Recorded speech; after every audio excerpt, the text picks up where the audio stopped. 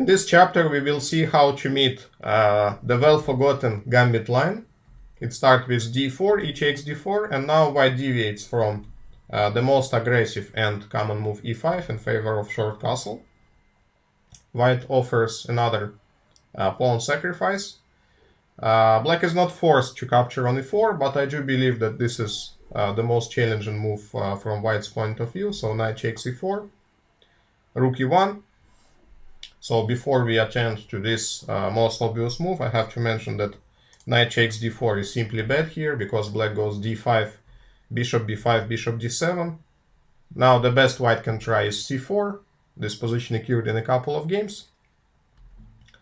And now I think that the most convincing way to refute white strategy is bishop c5, knight b3, and here black takes on f2, completely changing the route of play.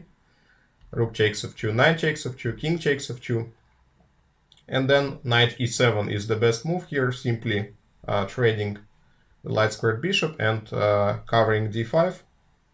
Black has a very nice position here because white's king on f2 is exposed, and even from material point of view, black has the superior chances. So this was knight takes d4. The other interesting but dubious try is knight c3 here. Knight takes c3. Frankly speaking, g takes c3 is better for black either, but I think that knight takes c3 is the most practical way to meet this gambit. B takes c3. Now black should not be too greedy because we are 2 pawns up, so we can afford giving one of them. So bishop e7, c takes d4, and d5. White has to waste another tempo for moving the bishop. And obviously, we can say that black is just pawn up pretty much. So knight c3 is also insufficient. White has to go rook e1, d5, and now white's tactical idea is based on the following line: bishop takes d5, queen takes d5, and white regains the missing piece with knight c3. So the double pin allows white to quickly regain the piece. Now there are a few possible retreats at black's disposal. In fact, queen a5 is a very common and decent move in this position, but somehow I prefer queen h5. I think that it makes sense to keep the queen closer to the king side.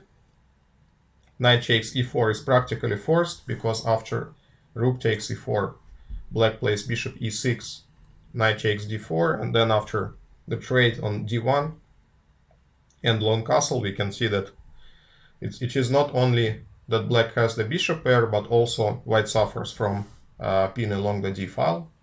So after queen h5, white has to recapture with the knight. Black naturally plays bishop e6, developing the bishop and covering the king from possible checks along the e file. Now at this point, white can play bishop g5 or knight eg5, and bishop g5 is much trickier because after knight eg5, black can simply play long castle. Now, of course, white can regain the pawn with rook takes e6, but after bishop d6, black manages to fully mobilize all the forces, and now white's king gets under some pressure. In fact, bishop takes h2 is already a threat here. This position was actually tested in more than 100 games, but I don't think that we have to focus on deep analysis of it, because it is clear that white has to struggle for equality. One of the lines here is bishop d2, rook h f8, h3, because rook takes f3 is now a dangerous idea. And then black can build pressure on f2 with queen f5, rook e1, and for instance rook d7. Now black can consider rook df7, increasing the attack on f2, or even h6 g5, while white's counterplay is quite problematic here. So that's why instead of knight eg5, we should mostly focus on bishop g5. This is actually a dangerous move because it prevents black from castling long. And there are some tactical traps that we should avoid. For instance, in case of h6, and this move was played by many strong players, white plays bishop f6, and actually black is already in trouble here because it's not easy to move the bishop from f8. And there are some tactical ideas with forks. Obviously we cannot capture the bishop, then knight takes f6, winning the queen. But also the other moves are insufficient either. For instance, after queen g6 attacking the bishop, white has a strong reply, knight h4. Now our queen is forced on h7. And then after queen d3, it feels like black is too cramped. We still cannot take the bishop.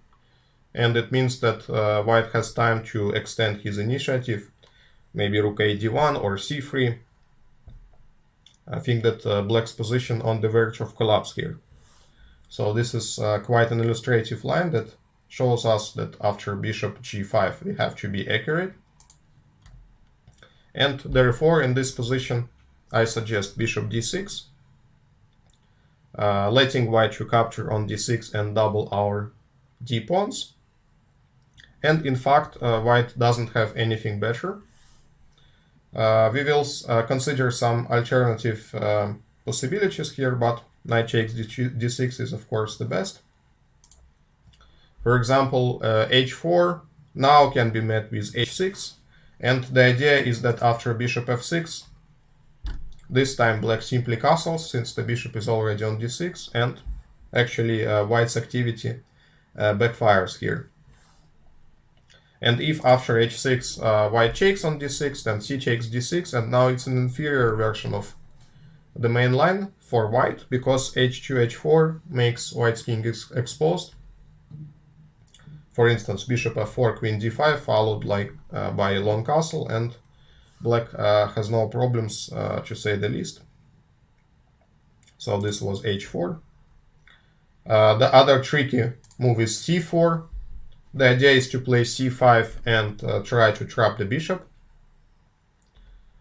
Then black can just castle, and it turns out that after c5, bishop e5 is actually the only retreat, but there is nothing wrong with it, since knight takes e5 leads to a very comfortable type of endgame for black. Queen takes d1, rook takes d1, knight takes e5. Now white can take the pawn on d4, but after knight c6, black has a very comfortable play here. The bishop on e6 is a decent piece, it attacks a2. Next, black can play rook f e8, putting some pressure along the e file. In fact, black even managed to win the game in the Grandmaster encounter Friedel and Ishuk. So this was c4. The immediate bishop f6 actually meets tactical refutation. Black simply takes on h2 and then trades queens, and it allows us to take the bishop.